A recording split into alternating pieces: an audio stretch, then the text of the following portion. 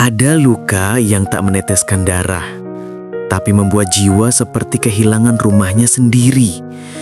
Luka itu datang dari kata, dari pengkhianatan, dari tatapan yang seolah tak mengakui keberadaanmu lagi. Tak ada suara jerit, tapi hati bergetar pelan, seperti kaca yang retak dari dalam. Di sanalah kamu mulai sadar, ternyata yang paling menyakitkan bukan pukulan, tapi ketika kebaikanmu disalahpahami dan ketulusanmu dipermainkan. Tidak ada siksaan yang lebih sunyi daripada rasa ingin dimengerti, tapi dunia memilih menutup telinga.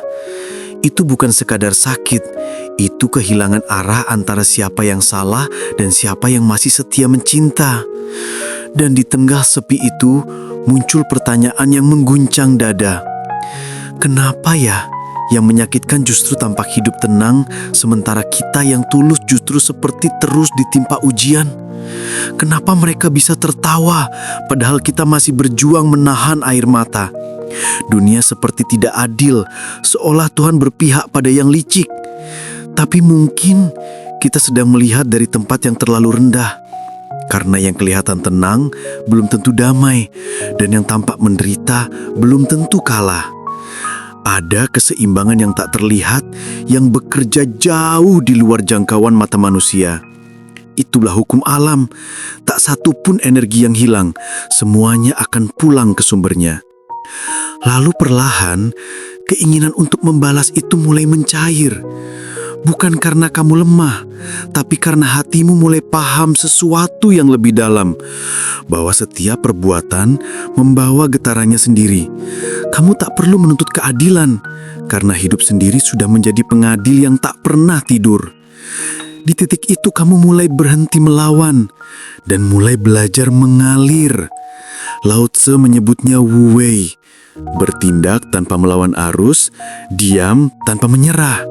Sebab kadang kemenangan justru datang bukan ketika kamu berperang, tapi ketika kamu berhenti menambah gelombang. Ketika kamu kembali menjadi air, tenang, tapi kuat mengikis batu yang dulu ingin menghancurkanmu. Makna luka menurut Lao Tse.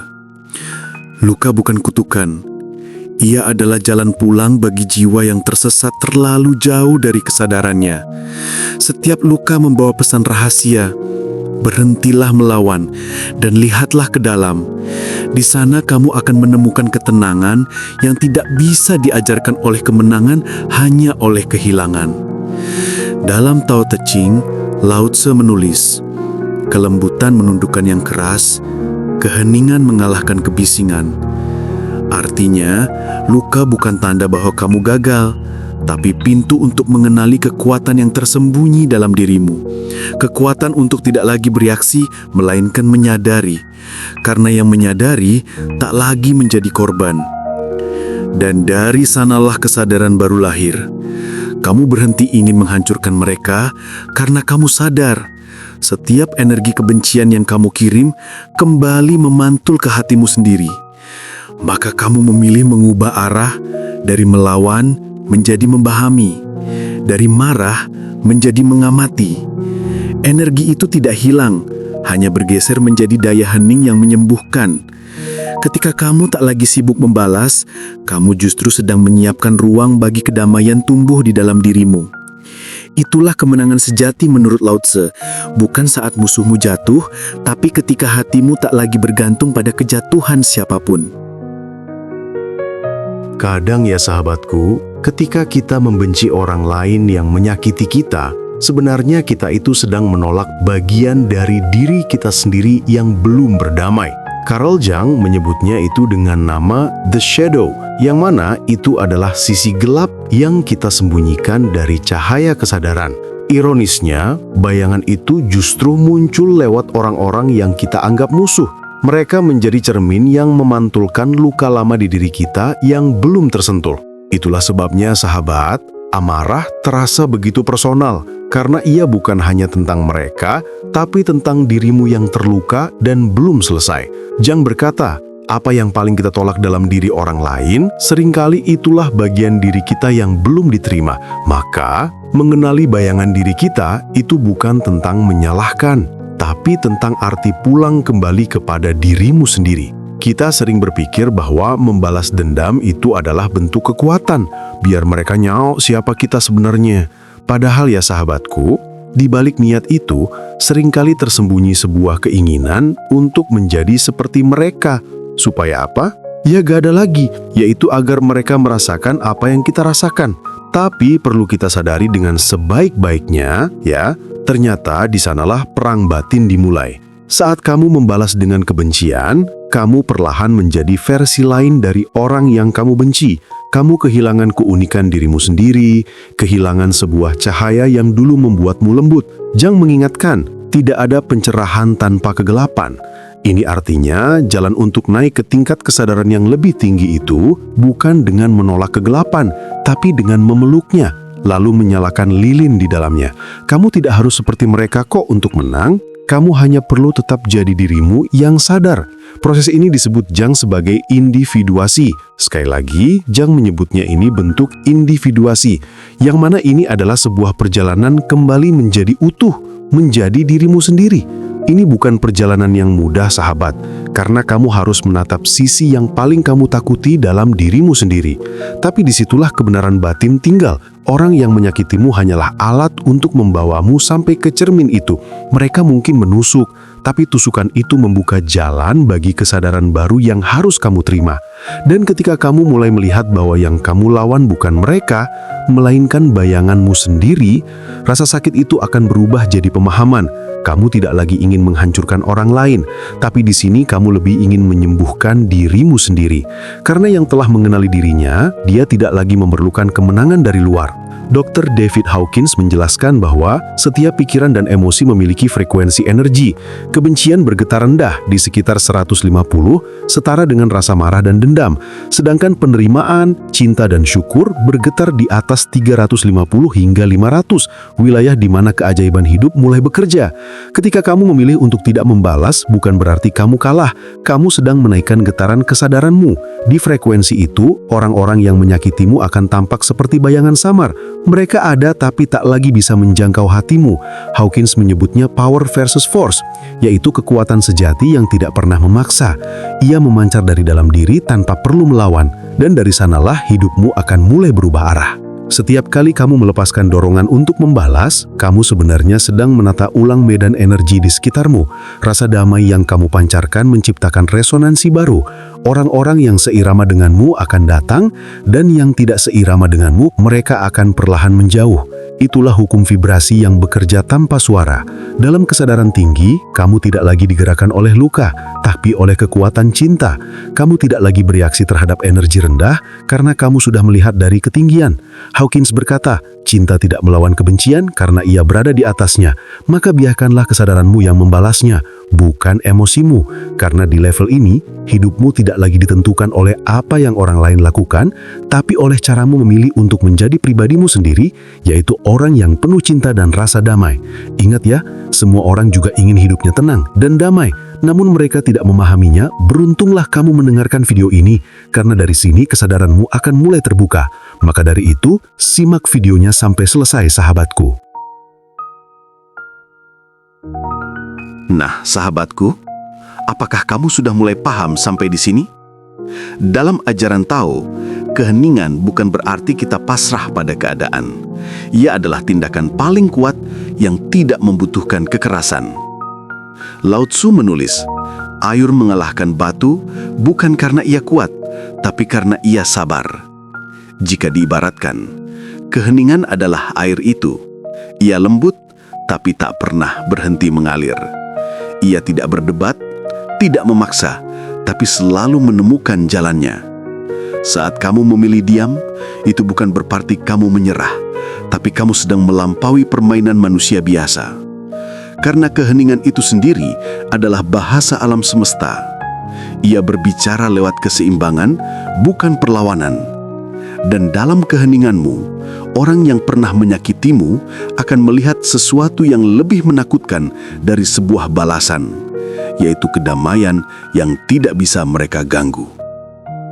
Para sufi berkata, orang yang diam dalam kebijaksanaan, sesungguhnya mereka sedang berbicara dengan Allah. Itu artinya, keheningan bukan berarti kosong. Ia sejatinya penuh berisi. Diammu bukan berarti tidak ada tindakan, melainkan tindakan yang terjadi di alam tak terlihat, seperti di wilayah doa, kesadaran, dan keteguhan hati. Saat kamu berhenti membalas mereka, maka Tuhanlah yang mengambil alih peranmu. Dan ketika Tuhan yang membalas, tidak ada yang bisa menandingi keadilannya. Maka biarkan mereka dengan urusan mereka sendiri, dan diri kamu dengan ketenanganmu. Karena setiap detik kamu memilih diam, kamu sedang menulis bab baru tentang kekuatan jiwamu. Diam yang tidak takut, diam yang tahu bahwa semua sedang menuju keseimbangan, diam yang telah belajar berbicara dengan keheningan. Balas dendam sejati bukan tentang menghancurkan musuhmu, ia tentang menjelma menjadi versi dirimu yang tak lagi bisa disakiti. Lao Tzu berkata, ketika kau mengenal dirimu, tak ada yang bisa mengalahkanmu. Maka tugasmu bukan menuntut pengakuan, tapi menumbuhkan kekuatan diam di dalam. Saat kamu berubah, mereka akan kehilangan kekuasaan atas batinmu. Sebab mereka hanya bisa menyakiti bagian dirimu yang masih belum sembuh. Begitu kamu memeluk luka itu dengan kesadaran, mereka kehilangan senjata. Itulah transformasi dingin, perubahan yang tak berbunyi, tapi mengguncang. Kamu tak perlu bicara banyak, cukup menjadi bukti bahwa cahaya bisa lahir dari kegelapan yang dulu ingin memadamkannya. Lao Tzu pernah berkata, balaslah kebencian dengan kebajikan. Kalimat ini sering disalahpahami sebagai kelemahan, padahal inilah strategi tertinggi dalam peperangan batin. Orang yang mampu membalas dengan kebajikan berarti telah menaklukkan dirinya sendiri. Ia tidak lagi diperintah oleh ego. Ketika kamu memilih tidak membenci, kamu sedang mencabut sumber kekuatan musuhmu. Karena kebencian itu butuh lawan untuk hidup. Tapi ketika kamu tidak memberi perlawanan, ia mati dengan sendirinya. Di dunia yang keras, kelembutan adalah kejutannya. Dalam perang emosi, kebajikan adalah kemenangan yang paling diam, tapi paling dalam. Karena di situ, kamu menang tanpa harus bertarung. Para sufi percaya, luka bukan hukuman, tapi panggilan Tuhan. Luka adalah tanda bahwa hatimu masih hidup, bahwa kamu masih mampu merasakan, meski dengan air mata. Jalaluddin Rumi menulis, luka adalah tempat cahaya masuk. Maka jangan buru-buru menutupnya. Biarkan luka itu bernafas, biarkan ia menjadi jembatan untuk kembali kepadanya. Saat kamu menatap luka dengan cinta, kamu sedang menatap wajah Tuhan dalam bentuk yang berbeda. Ia hadir dalam kehilangan, dalam kecewa, dalam perpisahan, bukan untuk menghancurkanmu, tapi untuk melembutkan hatimu sampai kamu kembali ingat siapa pemilik hidup yang sesungguhnya.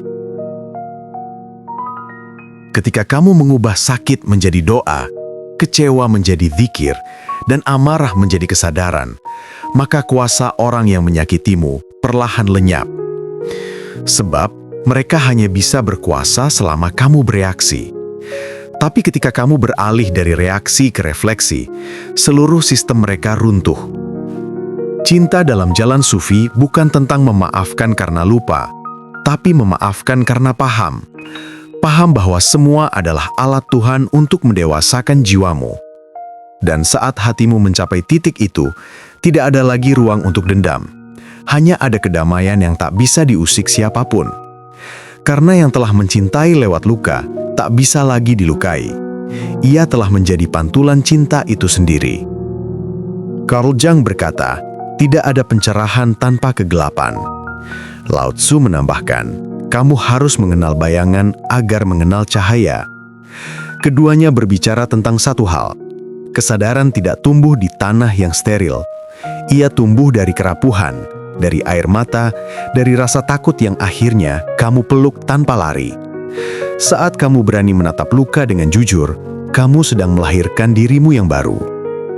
Kesadaran sejati bukan hasil pelarian, melainkan hasil penemuan di tengah kekacauan. Kegelapan bukan musuh, ia hanya sisi lain dari terang yang belum kamu pahami. Dan begitu kamu berdamai dengan keduanya, hidupmu mulai terasa utuh, tidak lagi terbelah. Di titik ini, kamu mulai mengenal apa yang disebut inner alchemy, alkemi batin, yaitu proses mengubah emosi kasar menjadi emas kesadaran, amarah menjadi kekuatan, kesedihan menjadi empati, kecewa menjadi kebijaksanaan. Itulah keajaiban spiritual, mengubah racun menjadi obat. Tidak ada yang sia-sia dalam perjalanan jiwa, bahkan kesalahan pun bisa menjadi guru bila kamu mau mendengarkannya dengan hati. Ketika kamu berdamai dengan masa lalumu, kamu berhenti menolak kehidupan. Dan saat kamu berhenti menolak kehidupan, kamu mulai merasakan aliran Tuhan di setiap tarikan nafasmu. Disitulah kamu benar-benar bebas, bukan karena semua baik-baik saja, tapi karena kamu sudah baik di dalam dirimu sendiri. Dalam pandangan Lao Tzu, kemenangan sejati bukanlah mengalahkan orang lain, tapi menaklukkan diri sendiri. Ia berkata, orang yang menaklukkan 1000 musuh di medan perang belum tentu menang, tapi orang yang menaklukkan dirinya, ia tak pernah kalah. Musuh sejati bukanlah mereka yang menyakitimu, melainkan egomu yang terus ingin membalas. Egomu yang ingin terlihat benar, ingin dipahami, ingin menang. Namun setiap kali kamu berhasil menahan diri untuk tidak bereaksi, disitulah kemenangan terjadi. Bukan kemenangan yang dirayakan dengan tepuk tangan, tapi yang dirasakan dalam hening, di dada yang akhirnya tenang, di nafas yang akhirnya lega, di hati yang akhirnya pulang ke rumahnya sendiri. Ketika kamu berhenti berperang dengan dunia, dunia pun berhenti berperang denganmu. Inilah hukum keseimbangan yang tidak pernah salah arah. Terkadang, musuh itu muncul bukan untuk dijatuhkan, tapi untuk menguji seberapa jauh kamu sudah menguasai dirimu. Begitu kamu tak lagi ikut dalam permainan mereka, mereka kehilangan panggungnya. Hidup mulai terasa ringan, bukan karena masalah hilang, tapi karena kamu tidak lagi menahannya. Disinilah ajaran tertinggi Tao dan Sufi bertemu. Menang tanpa perang, berkuasa tanpa memerintah, bahagia tanpa alasan. Saat kamu mencapai titik ini, kamu tidak lagi butuh pembuktian. Kamu sudah menjadi bukti itu sendiri, bahwa kedamaian adalah kekuatan paling menakutkan bagi hati yang belum tenang. Saat kamu berhenti membalas, sesuatu yang besar terjadi secara diam-diam. Karma berhenti di tanganmu. Kamu tidak lagi menjadi penerus rantai luka, kamu menjadi pemutusnya. Itulah balasan tertinggi yang bisa dilakukan jiwa yang sadar, menghentikan siklus kebencian dengan keheningan yang penuh kasih. Dan ketika kamu memilih jalan itu, seluruh semesta bergetar selaras denganmu. Kamu menjadi tempat di mana dendam berhenti tumbuh, di mana cinta kembali berakar. Tuhan pun berbisik di hatimu, kini engkau telah belajar, bukan dari buku, tapi dari luka yang kau ubah jadi cahaya.